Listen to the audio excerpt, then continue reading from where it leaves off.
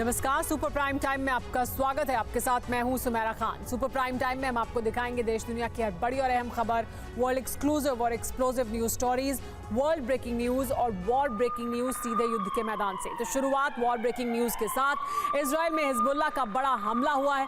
Israeli शहरों पर rocket की बरसात कर दी गई है। हिजबुल्लाह ने आईडीएफ के बेस को टारगेट किया है। हमले में एक इजरायली सैनिक की मौत हो गई है। कई इजरायली सैनिकों के घायल होने की रिपोर्ट भी सामने आई है। हिजबुल्लाह और उसके सहयोगी संगठनों के हमलों की रेंज बढ़ गई है। 17 जुलाई को इजराइल पर हिजब, हूती और रेजिस्टेंस फोर्स ने सबसे बड़े विस्फोट किए हैं। हिजबुल्लाह प्रमुख हसन नसरल्लाह ने कहा है कि अब पूरे इजराइल पर हमले किए जाएंगे। जो इलाके अब तक सुरक्षित रहे हैं वहां भी बारूद बरसाया जाएगा। दरअसल तेहरान के आदेश पर प्रॉक्सी संगठनों ने 3 फेज युद्ध की रणनीति तैयार की है। इसका उद्देश्य इजराइल का शक्ति कनेक्शन काटना, यानी धरती के दूसरे देशों से उसका संपर्क काटना है। इजराइल के विरुद्ध जल, थल और नभ से चक्रव्यूह तैयार किया गया है। देखिए हिजबुल्लाह के इस ऑपरेशन से कैसे इजराइल का हाल गाजा जैसा हो सकता है।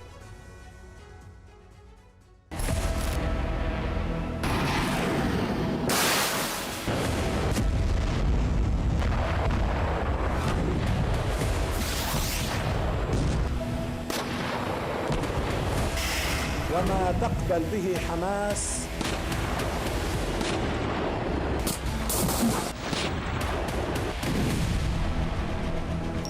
बीते 100 घंटे से इजराइल पर हिजबुल्लाह सहित बाकी प्रॉक्सी संगठनों के हमले जारी हैं।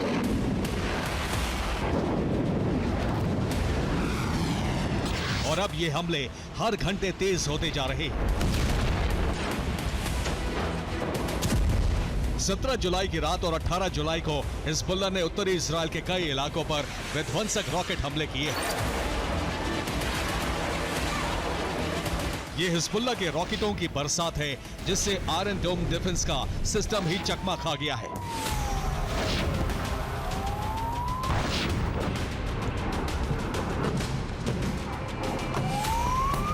हिजबुल्लाह एक साथ 20 से 100 तक रॉकेट फायर कर रहा है और बहुत कम दूरी से किए गए हमलों की वजह से इजरायली डिफेंस सिस्टम हिजबुल्लाह के सभी रॉकेट गिराने में नाकाम रहा है।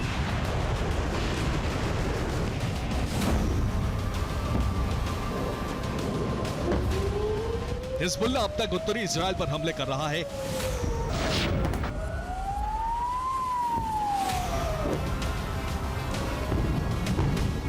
हिजबुल्लाह अब तक करियत शिमोना, शलोमी, शेबा फार्म्स, मेरोन, नहरिया जैसे उत्तरी इजरायली शहरों पर हमले कर रहा है। हिजबुल्लाह ने अब तक 55 किलोमीटर अंदर तक सबसे लंबी दूरी का हमला किया है। उत्तरी इजराइल से अब तक 90,000 लोग पलायन कर चुके हैं।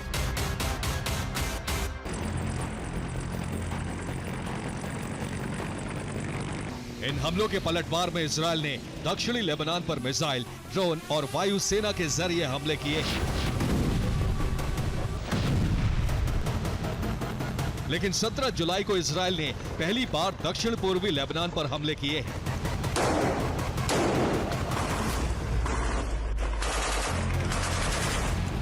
दक्षिण पूर्वी लेबनान की बेका घाटी में आईडीएफ ने हमला किया।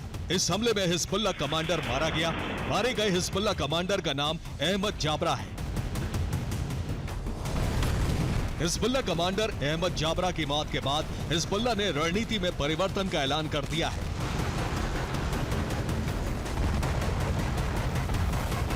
हिजबुल्लाह प्रमुख हसन नसरल्लाह ने कहा है कि अब पूरे इजराइल पर हिजबुल्लाह के हमले निश्चित हैं।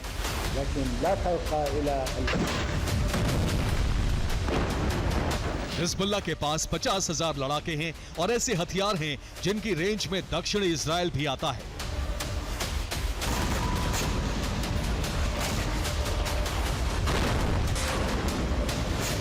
हिजबुल्लाह के पास जल 1 मिसाइल है। इसकी रेंज 160 किलोमीटर है। वॉरहेड क्षमता 600 किलो है और कुल 10,000 से ज्यादा मिसाइलें हो सकती हैं। फतेह 110 मिसाइल भी होने की रिपोर्ट है। इसकी रेंज है 300 किलोमीटर, वॉरहेड क्षमता है 500 किलो और ये 1000 से ज्यादा हो सकती है। हिजबुल्लाह के पास स्कड मिसाइलें भी हैं। इनकी रेंज 700 किलोमीटर तक है। वॉरहेड क्षमता 800 किलो तक होती है और इनकी संख्या अज्ञात है।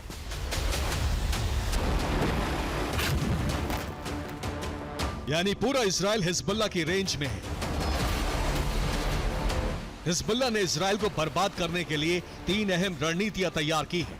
इनमें पहली नीति है असुरक्षित इजराइल और विस्थापन। हिजबुल्लाह पूरे इजराइल पर मिसाइल, ड्रोन हमले शुरू करने वाला है। इससे दक्षिणी इजराइल तक के शहर धधकने लगेंगे। इसके साथ ही इजराइल के सभी शहरों से विस्थापन शुरू हो जाएगा। इजरायली नागरिकों को सुरक्षा के लिए अंडरग्राउंड बंकरों में रहना होगा। इजराइल के उद्योग धंधे चौपट हो जाएंगे। इजरायली धरती पर बारूद बरसाने के साथ ही हिजबुल्लाह और उसके साथी प्रॉक्सी संगठनों ने इजराइल का दुनिया से कनेक्शन काटने का प्लान भी तैयार कर लिया है।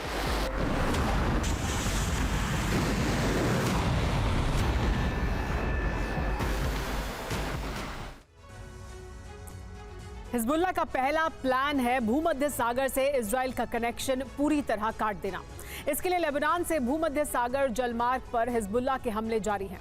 हिजब के साथ साथ लेबनान से इराकी रेजिस्टेंस भी हमले कर रहा है। इजरायली जहाजों या इजराइल जाने वाले जहाजों पर यूएसपी और मिसाइल हमले किए जा रहे हैं। इन हमलों से इजराइल का हाइफा पोर्ट करीब करीब बंद हो चुका है। एक तरह से इजराइल का भूमध्य सागर से कारोबारी कनेक्शन कट चुका है। इराकी रेजिस्टेंस फोर्स ने 16 जुलाई को ओलिविया मालवाहक जहाज को नष्ट किया है। इसके साथ ही दूसरी तरफ इजराइल का लाल सागर कनेक्शन भी कट चुका है। यमन से हूती संगठन इजराइल के इलात पोर्ट पर मिसाइल हमले कर रहा है। हूती के निशाने पर लाल सागर के होकर इजराइल जाने वाले या उसके मित्र देशों के जहाज हैं। बीते 72 घंटे में हूती ने 2 मालवाहक जहाजों पर हमले कर उन्हें नष्ट कर दिया है। एक तरह से इजराइल का लाल सागर कनेक्शन करीब करीब पूरी तरह कट चुका है और 2 सागरों से सटे होने के बाद भी इजराइल लैंडलॉक नेशन जैसी स्थिति में पहुंच चुका है।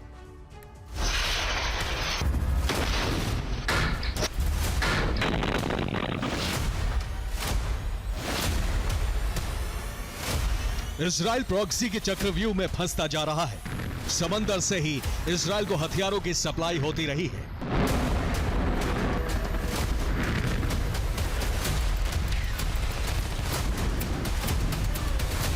अगर भूमध्य सागर का रूट पूरी तरह बंद हुआ तो इजराइल के पास हथियार मांगने का एक ही विकल्प होगा और वो है हवाई मार्ग।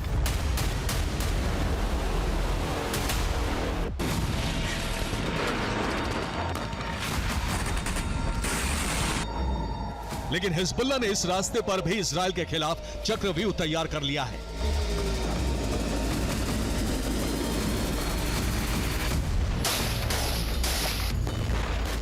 लेबनान, सीरिया, इराक और यमन में कई प्रॉक्सी संगठन सक्रिय हैं।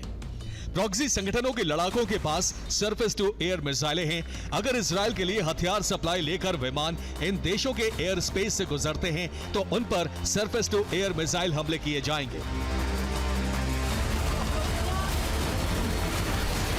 यानी इजराइल को जल, थल और नभ तीनों मोर्चों पर प्रॉक्सी संगठनों ने घेर लिया है।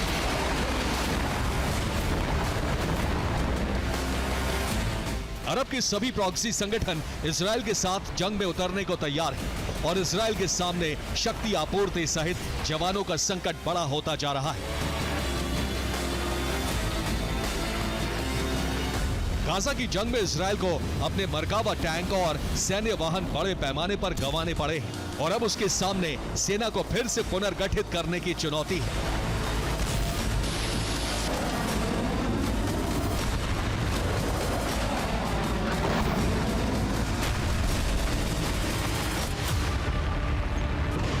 इजराइल के पास सैनिकों की जबरदस्त कमी है। जून के अंत में रक्षा मंत्री ने कहा था कि तुरंत 10,000 सैनिकों की जरूरत है। सैनिकों की जरूरत पूरा करने के लिए इजराइल ने अनिवार्य सैन्य सेवा की समय सीमा 4 महीने बढ़ा दी है। यानी सभी नागरिकों को 4 महीने ज्यादा सैन्य सेवा देनी होगी।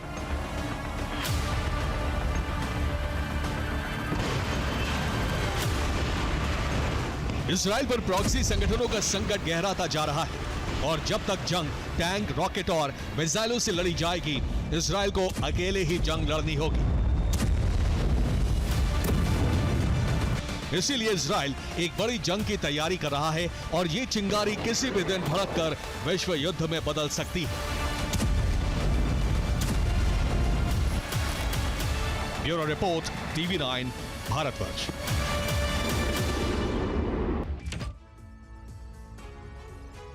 युद्ध के मैदान से आ रही इस वक्त की बड़ी खबर, रूसी MLRS ब्रिगेड का विध्वंसक एक्शन।